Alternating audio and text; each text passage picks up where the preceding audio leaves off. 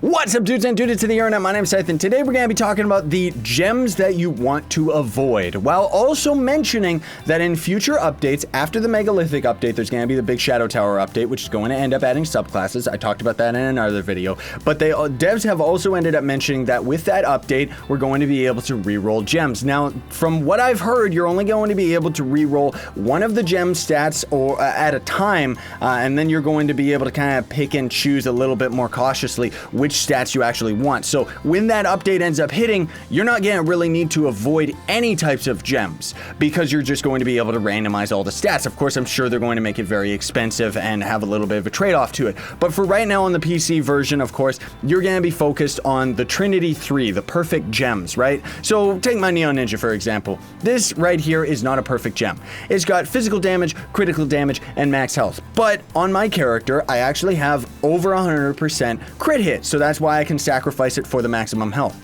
This is still not a perfect gem, but you can see that the stat values are quite different. So this one is what I would consider to be a very, very desirable gem just because it has that 10,000 physical damage. Some of them can actually get to 11, even 12,000 physical or magical damage. And then, usually there's going to be one stat that's going to be the big one above the other ones, right? And then in general, the power rank that you get off these gems is going to end up varying an awful lot. Like even this one right here, 1855 as opposed to this one 1640.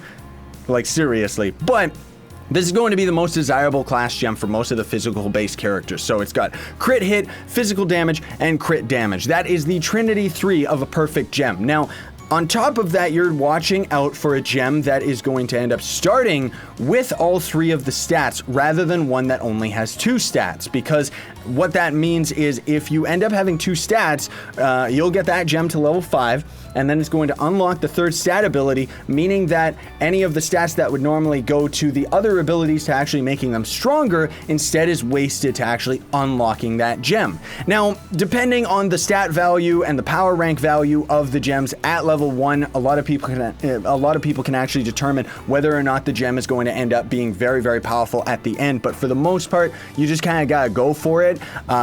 Generally you do actually watch out for the amount of power rank that a lower tier gem is going to have at level 1, so that you can kind of gauge for yourself whether or not it's something that's going to end up helping you out a lot. And like right here with my class gem ability, that is insanely lucky to end up gaining a perfect class gem ability, because otherwise you just never end up gaining it. Now, there are going to be other characters that are going to be a little bit different.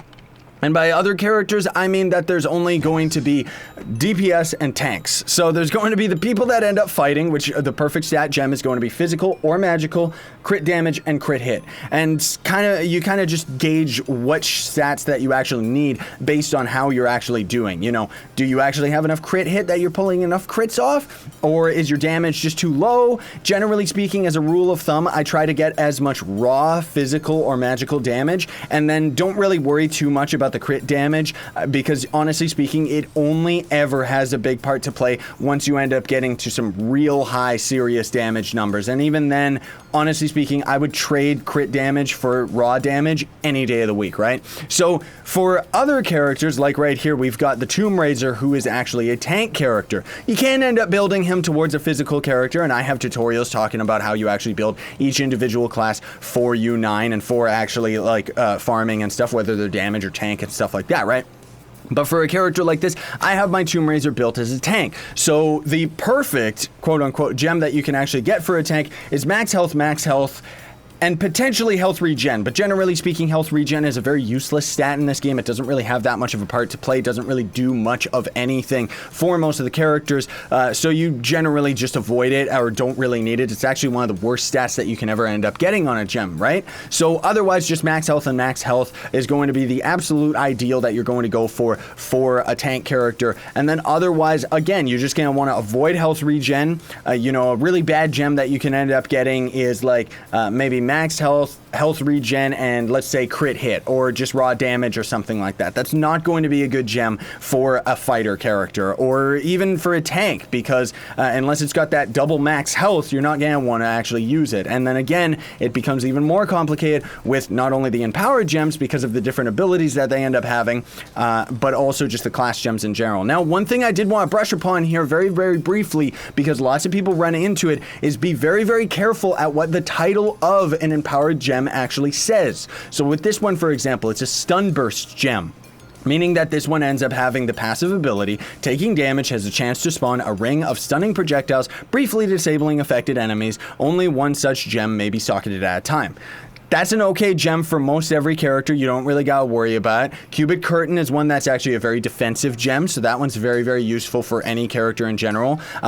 Generally speaking, you don't really get to be very picky about your empowered gems. You either just find a good one, and it just has like the ability that you don't want, but it doesn't matter because it's got really good stats to it, right? But Volatile Velocity, for example, increases the shot speed of any projectile. So this is absolutely useless on my Tomb Raiser, but again, it's the only gem that I ended up having as an empowered gem that had some more maximum health. So that's where, again, you kind of have that trade-off. Now, the big reason that I'm pointing this out is because lots of new players end up getting attacked by this very, very quickly because the game, I think, does not do a good job letting the player know about this, where if you end up having another gem of Stun Burst, let's say that you have a fire empowered gem of Stun Burst and you try to equip it because you're really excited and you're not really looking or paying attention, so you end up trying to equip it because you think, oh man, this thing's got some god stats, I want to put it on and combine it with all my other gems. And you're not going to be able to equip two of the same ability of empowered gem. So you can't equip two Stun Burst even if they're two different elemental types, right? So you got to be very careful about that. Now, while the random generation of the gem stats and re-rolling the gem stats is going to end up changing, the devs have confirmed that. Changing the ability on an empowered gem, the devs have confirmed that they're not really planning on doing anytime in the near future. They may eventually one day, but honestly speaking, it's not a very big priority. The only thing that I would like to see is make it a little bit more obvious to new players that end up getting tricked by it, because then you'll end up unequipping one of your gems, and then you find out, oh wait, I just wasted a bunch of my daily qubits on, you know, regeminators and stuff. But in any case, thank you so much for watching, everybody. That pretty much covers everything. Hopefully you enjoyed. Hopefully that answered your questions. If it did, don't forget to like, share, favorite, and subscribe for more daily content. Sayonara and stay epic, everybody.